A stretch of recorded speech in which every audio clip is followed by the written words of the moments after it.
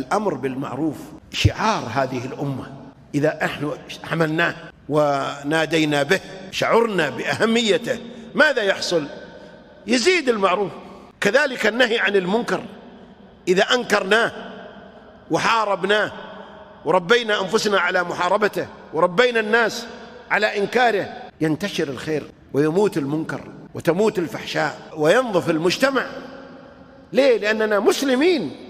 لكن حينما لا نتكلم، لا نأمر بالمعروف ولا ننهى عن منكر ونسند المسؤولية إلى عضو الهيئة لين يجي يتكلم ونحن خرس ما نقول ولا كلمة، ماذا يحصل؟ وهنا تحق اللعنة كما لعن الله بني إسرائيل. قال لعن الذين كفروا من بني إسرائيل على لسان داود وعيسى بن مريم. ليه يا ربي؟ قال ذلك بما عصوا وكانوا يعتدون كانوا لا يتناهون عن منكر فعلوه لبئس ما كانوا يفعلون.